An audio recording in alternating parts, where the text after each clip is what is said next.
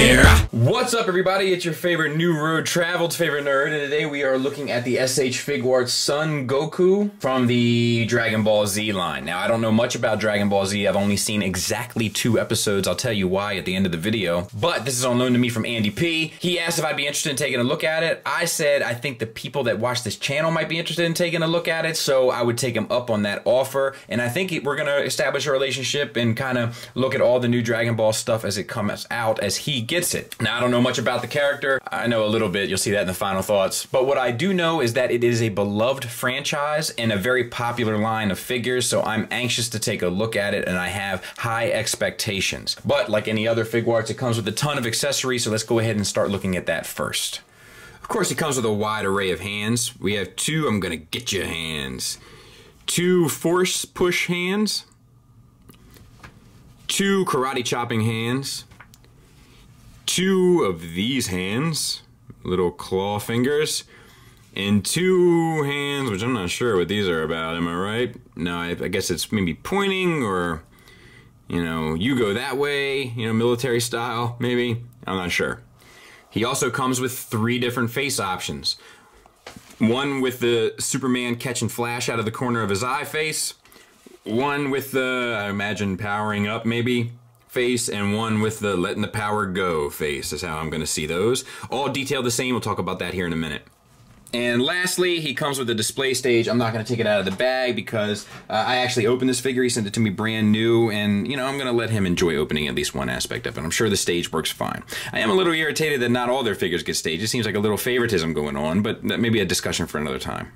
Now let's talk about the figure. So I looked the character up online, and this seems pretty accurate, you know, including this huge clump of hair here, which is cool, but it does create some challenges with having him stand. You can overcome those challenges, as I have just done here, and they include a base stage with the figure, so there's not a lot you can complain about. Let's talk about it. So we have a nice metallic yellow finish to this hair, which I think looks appropriate, and I think it makes it look interesting. Then we have this halo. I'm not sure what that's about. I wish you could take it out, but I tried to give it a little tug, and it doesn't seem like it wants to go. I looked at all the images of it and couldn't find anyone with the halo not there, so I'm guessing that's important, and I'm just gonna leave it be. At the base of the hair, we have some fading to an orange, which gives it a nice shadow on the hair, which also looks good. The eyes are painted extremely sharp, as are the teeth, and that goes the same for the whole figure in terms of the other faces that are included. I can show you how this connects real quick since we're right there. It's just 2 square or rectangular pegs that have corresponding slots on the faces, so easy switch out. So the head feels like it's on a double ball peg to me, from the head to the neck, and then from the neck to the chest, it feels like a single. I could be wrong about that, but that's how it feels. Which gets you the head down to there, up to there, and then the swivel. Now, the weight of the hair does affect how the figure articulates, so it's something to keep in mind. It has a hard time holding that downward position because the weight just pulls it back, which is a bit of a bummer. Now we have this diaphragm joint, which to me feels like another double ball peg, and then this might be another, no, I think that's a single from the abdomen into the pelvis. But using all, you can get a great range of motion on the figure for what it's worth, including a little teapot action and bend back. Also, for paint, it looks like to me that it is a orange piece of plastic with the flesh tone and the blue painted on. The blue matches all the other blues. The flesh tone matches all the other flesh tones. So that's really well done. That's a problem I've seen SH Figuarts have in the past. So for the shoulders, it's a ball hinge connected to a ball peg inside of a butterfly joint. So that will work well. It'll get you around to there. Ooh, that's a great range, honestly. And it gets you up to there. So that's not the best, but it's fine. And then it gets you the swivel as well. So really well done. And then the shoulder pegs are on, I can't even tell. Let's see here. It feels like a double ball peg because you can like get it around inside the shoulder, like to cover up the joint. Then you can pull out a bit and bring it around. So that's what it feels like to me, but without popping it off, I'm not exactly sure. Bicep swivel, double jointed elbow, great range there. Wrist swivel, and we can take that off. As you can see, it's on a ball hinge. It should swivel at both sides so you can get the up, down, and the in, out, so to speak. And then the blue pieces, I think it might, no, they're sculpted, so they're painted. Nice. Same for the other side. Then we have the hips, which I am not exactly, so they're universals, I guess. And then we have a hip covering on them, so not unlike what they did with their Spider-Man figure. Now you can get that out of the way and spin it back a bit, which should get you a little bit more. Like I said, I'm a little cautious to put extreme wear and tear on this. It doesn't belong to me, but hopefully you can get an idea. And that one actually seems a little less willing to go. So let's use this one. Decent range, but nothing spectacular, I would say. The way they did the sculpting though, with the kind of the socket for the universal joint, and then the cover down on the universal joint, and then the thigh swivel which operates around the universal joint, brilliant. Really, really smart, works really well. You can get the leg back to there, which is nice, and forward to there, so that's nice. Double jointed knee. Doesn't look terrible, but you know, with pants like this, it's never going to quite look great either. And then we have the wrinkles that are all sculpted. They look nice. And then we have the boots that are painted and sculpted probably to perfection.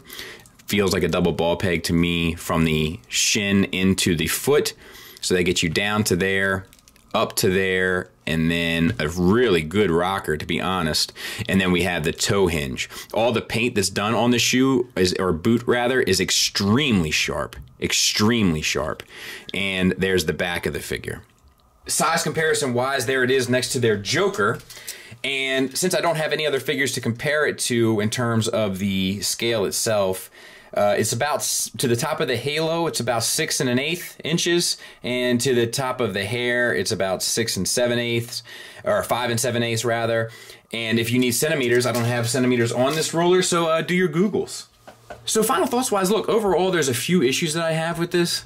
I'm kidding, I'm kidding. I just like to ruffle a few feathers in the old Dragon Ball Z world. Stand by.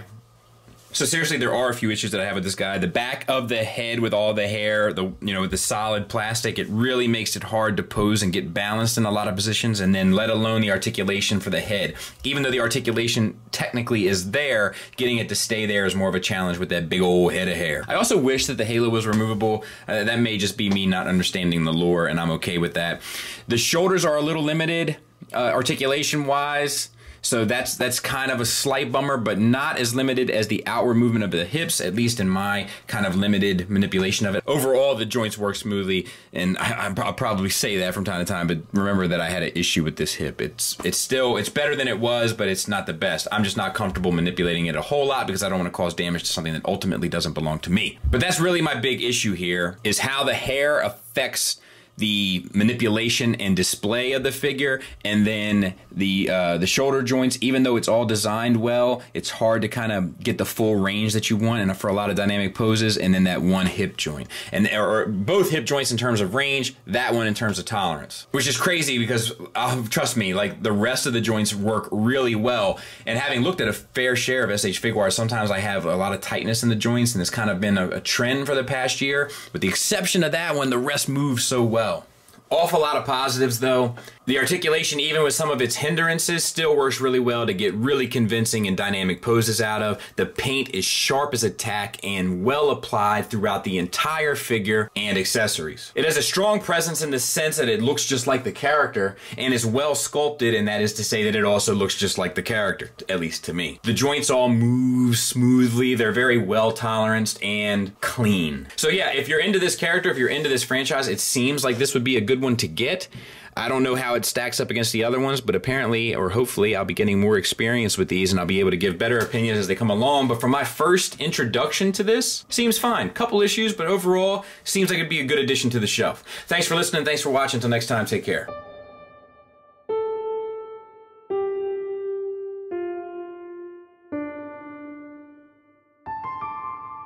So let me tell you my famous Dragon Ball Z story.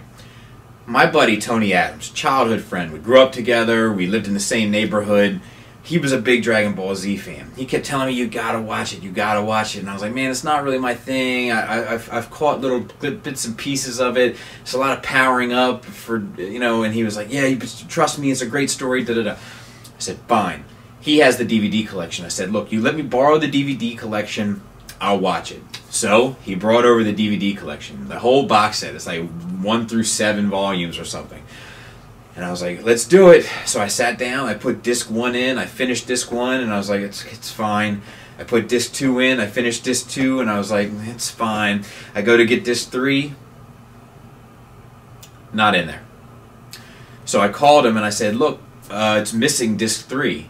And he said, oh, it shouldn't be. And I said, it definitely is. So he went and checked at his home. He found disc 3 and a DVD player downstairs he wasn't thinking about. And he said, dude, I have disc 3. I'm sorry, I'll get it to you so you can finish watching it. So that's kind of the state that I'm in. That was 7 years ago. Still waiting on disc 3.